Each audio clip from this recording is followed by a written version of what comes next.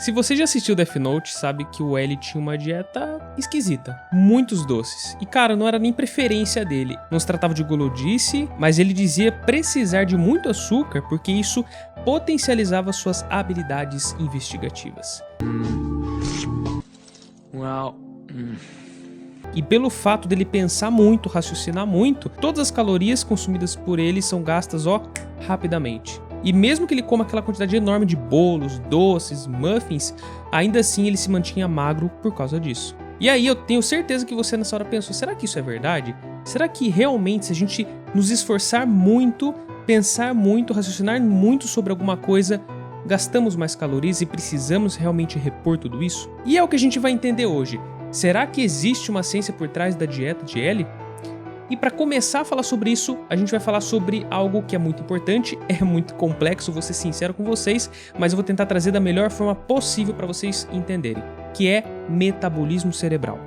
Para a gente entender se ele realmente precisa de tanto doce ou não, a gente precisa entender como o nosso cérebro funciona. E o nosso cérebro, pessoal, realmente consome muita energia. O cérebro consome 20% de todas as calorias gastas no seu dia. Se a gente pegar qualquer outro ser vivo que seja vertebrado, com exceção dos primatas, esse número vai de 2 a 8%. Então a gente gasta mais do que o dobro do que qualquer outro ser vivo que seja vertebrado, porque a gente usa muito o nosso cérebro. E isso tem a ver com o nosso processo evolutivo. Então, não é novidade para ninguém, mas o ser humano de fato usa muito o cérebro. E se isso não bastasse, a gente tem um componente que é muito importante para o cérebro se manter funcionando adequadamente, que é a glicose, um componente quase prioritário, e de toda a glicose que a gente gasta no dia, 25% é pelo nosso cérebro. E pessoal, isso tudo representando somente 2% do seu peso corporal. Ou seja, o cérebro é um órgão muito pequeno em relação ao todo o organismo, mas que consome uma quantidade exorbitante de calorias e de nutrientes também.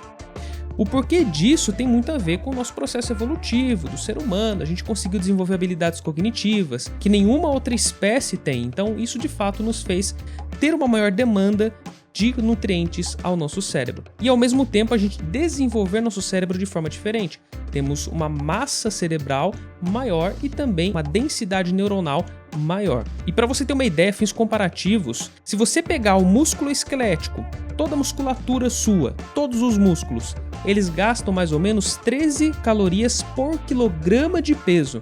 Se a gente pega a massa muscular de uma pessoa normal, que não treina muito, 28 quilos. Isso representa 360 calorias em todo o seu dia. Agora, se a gente pega o cérebro, pessoal, de 13 calorias, que é o músculo, o cérebro simplesmente gasta 240 calorias por dia. Aí a gente pega a massa do nosso cérebro, que é de 1,4 quilos, e no final a gente tem quase a mesma coisa do que os nossos músculos gastam, 300 e poucas calorias. Obviamente que isso em estado de repouso por parte dos nossos músculos. E se você acha, cara, que agora o seu cérebro é gastão igual um carro antigo, isso você tá muito enganado.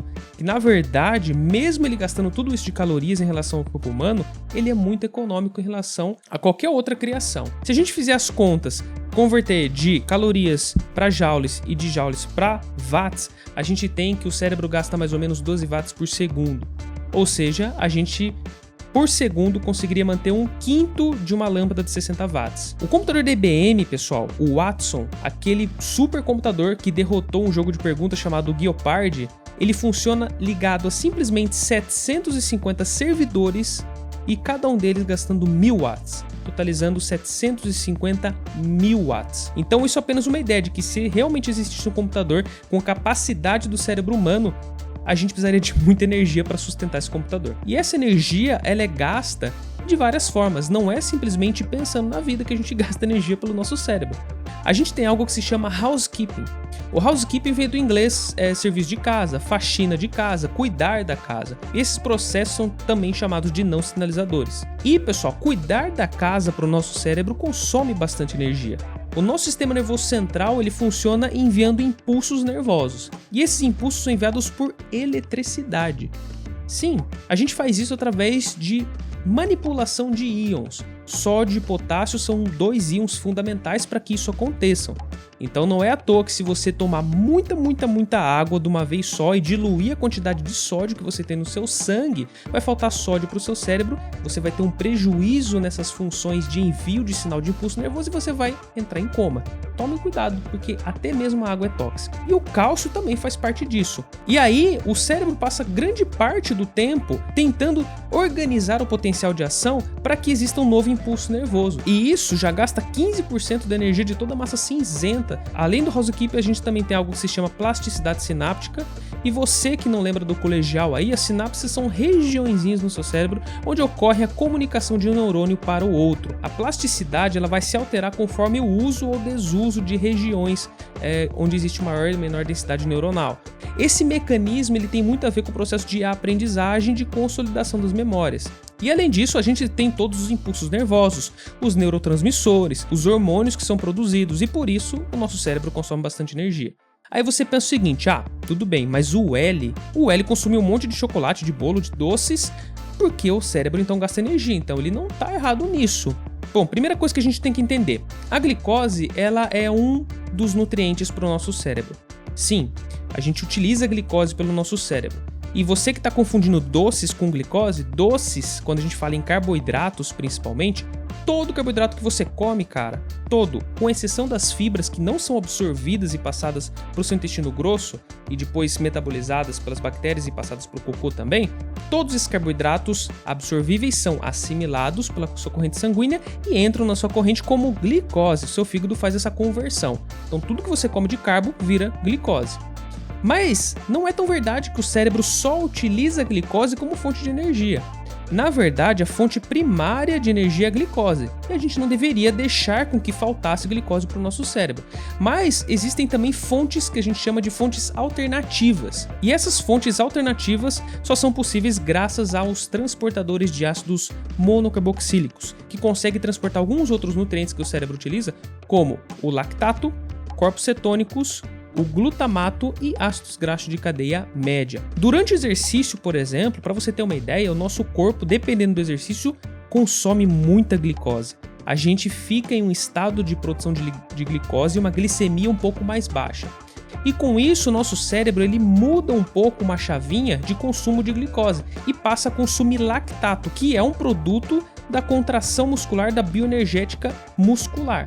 Então muito lactato vai para sua circulação e seu cérebro começa a consumir esse lactato. E alguns autores dizem que fisiologicamente o nosso cérebro até prefere o lactato do que a glicose, porque para você ter lactato e consumi-lo em energia, você não gasta energia. Parece estranho isso, mas para a gente transformar glicose em ATP, que é a nossa moeda energética, a gente gasta energia. A gente tem uma fase de investimento para glicólise e uma fase de coleta, que é a coleta de energia, que realmente vai se transformar em ATP. E com as quebras das cadeias de fosfato que a gente realmente consegue ter a energia necessária para alguma função. E eu sei que muitos também de vocês podem estar pensando, mas tem a dieta cetogênica. Os corpos cetônicos também são importantes e podem ser utilizados pelo nosso cérebro. Sim, cara, mas não é bem simples assim. Na verdade, os corpos cetônicos eles são mais produzidos quando faltam produtos para o ciclo de Krebs em todas as suas células, ou seja, você não consegue oxidar, queimar calorias ou nutrientes de forma adequada, isso acaba tornando uma via metabólica alternativa secundária que se produz do cetona, beta-hidroxibutirato e cetoacetato, e esses são chamados de corpos cetônicos, e o nosso cérebro ele não deixa com que esses corpos cetônicos entrem por causa da nossa barreira hematoencefálica, que protege de qualquer tipo de toxina entrar e penetrar no nosso cérebro. Porém, se você fizer muito jejum prolongado ou uma boa privação de carboidratos, o número de receptores de transportadores de ácido monocarboxílico aumentam na sua barreira hematoencefálica.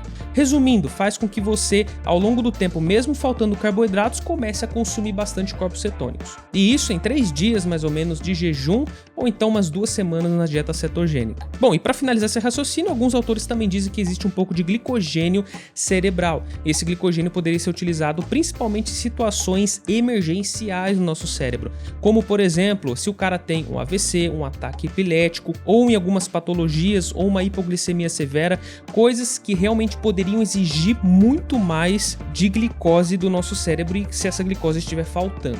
Mas tem algo que é muito discutido neste meio, que é o seguinte: será que se faltar glicose, o nutriente, o desempenho seu em realizar alguma atividade também vai ser prejudicado?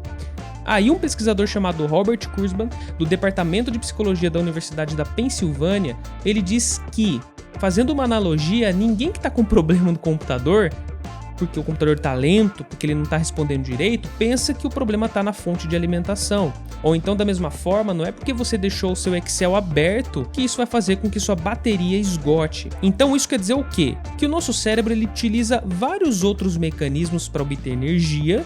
Você ter um pouco a menos de energia disponível não significa necessariamente que você vai ter um desempenho cognitivo pior. De fato, a gente tem algo que se confunde bastante com isso, que é a própria fadiga. Então, é a mesma coisa que você fazer um exercício físico. Quando você pratica muito atividade, você leva o seu corpo ao extremo, você se sente fadigado. O nosso cérebro ele passa por uma espécie de fadiga também. Então, alguns outros autores também chamam o nosso cérebro como um grande preguiçoso, porque ele não gosta de fazer longas jornadas de trabalho e se esforçar muito, sem depois ter um momento de descanso, de fadiga ou algum estado mental que faça com que você evite se permanecer naquela atividade que estava extremamente exaustiva. Existem alguns estudos aqui, por exemplo, da Universidade de Northumbria, que os autores eles se propuseram a pegar voluntários e distribuir algumas tarefas distintas desses voluntários e ver se, conforme eles fossem realizando essas tarefas, a glicemia deles ia diminuindo ao realizar esses testes. E aí eles perceberam que a bebida açucarada havia melhorado um pouco a performance desses testes. Entretanto, na Universidade de Liverpool, que foi um teste conduzido por John Moores, ele fez esse teste com palavras e cores, e a pessoa deveria identificar as cores presentes nas letras. Você já deve ter visto esse jogo, quando aparece, por exemplo, uma palavra escrita azul, mas na verdade ela está verde, você tem que dizer que ela é a verde, mas mesmo assim escrito azul. Os pesquisadores eles viram que quanto mais desafiador foi o teste, maior foi a queda de glicemia, interpretando com maior esforço mental também. Mas um fato interessante é que, aparentemente, quanto mais dificuldade a pessoa tem de resolver um desafio mental, mais glicose é utilizada.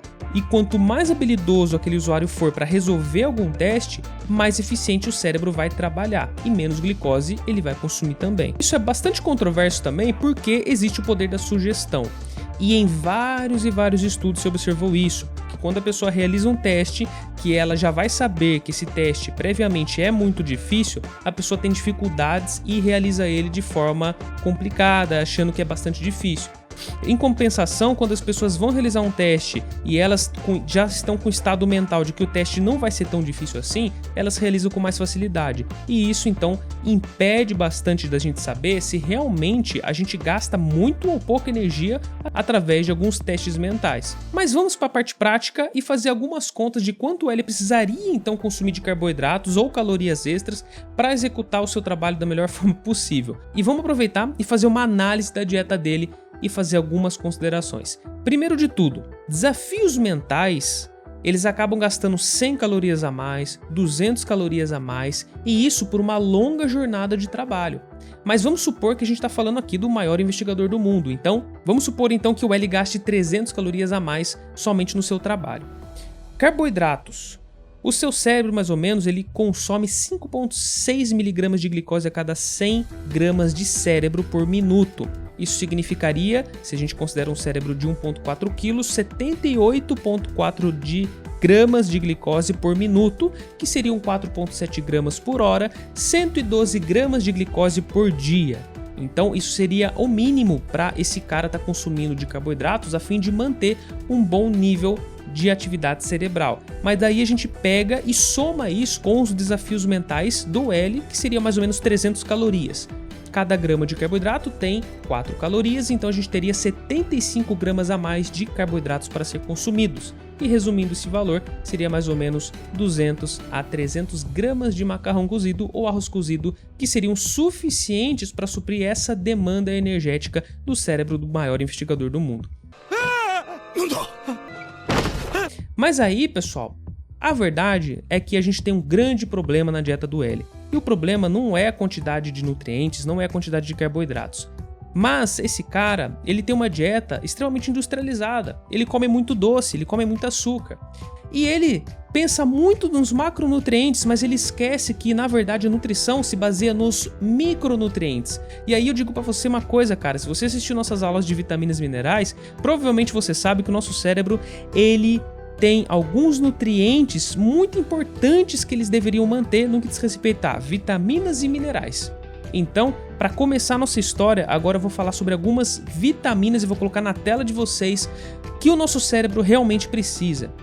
Vitamina B1, tiamina, que é uma vitamina muito importante para componente de membrana neuronal. Vitamina B2 para o metabolismo energético, aproveitando vitamina B3 também seria para o metabolismo energético. Vitamina B6, muito importante para a síntese de neurotransmissores. Vitamina B12, metabolismo do tecido nervoso, não precisa nem falar da vitamina B12, é super importante. A colina faz parte de acetilcolina, fosfatidilcolina, esfingomielina, que todos são componentes cerebrais que são extremamente importantes também. Quando a gente fala na taurina, a taurina é uma agonista do ácido gama-aminobutírico, que é muito importante, melhora a concentração, diminui um pouco a ansiedade. O L gostava muito de consumir cafeína. Se a cafeína for combinada e conjugada com taurina, ela ajuda na concentração e evita com que exista maior níveis de ansiedade por conta da cafeína. Aí a gente tem o ferro. O ferro no metabolismo cerebral ele é um pouco importante sim, só que o grande problema é a falta dele, porque a falta do ferro faz com que se prejudique o transporte de oxigênio e isso faz com que exista um prejuízo muito grande na cognição. O magnésio ele tem funções importantíssimas também na cognição, no sistema nervoso central, assim como o cobre, que também tem ação no sistema nervoso central, no cérebro e também em hormônios e neurotransmissores, além da mielinização, que o cobre também é importante. Aí a gente tem alguns antioxidantes que seriam importantes, porque a rotina do L é estressante, a rotina do L é mais o pró-oxidante, então seria interessante ele consumir quantidades adequadas de selênio, de zinco, que são antioxidantes que vão sustentar enzimas endógenas relacionadas a sistemas antioxidantes. Quando a gente fala na vitamina C, na vitamina E, sistema antioxidante exógeno, muito importante também. E agora, mostrando na tela de vocês, estão alguns alimentos que contêm todos esses nutrientes importantes para o cérebro.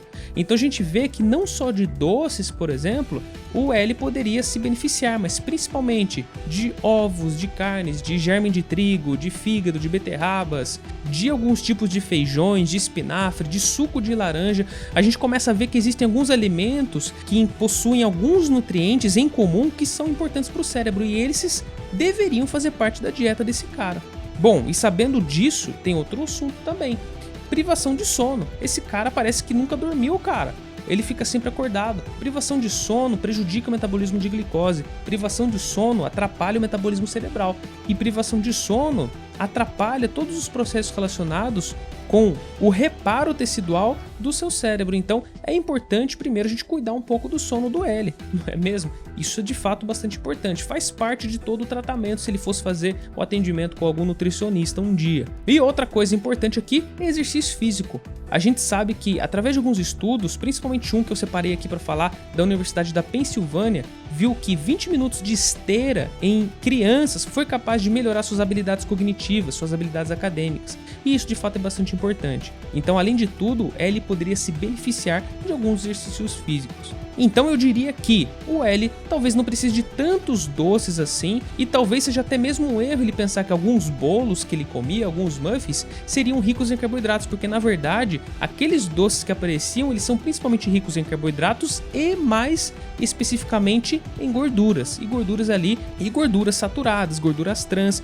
que não seriam nada interessantes naquele momento. Se ele fizesse uma alimentação rica em carboidratos, sim, porém contemplando todos esses nutrientes e alimentos que a gente acabou de citar, talvez fosse muito mais adequado para o maior investigador do mundo. Tá vendo, L? Se você tivesse seguido uma dieta, cara, talvez não...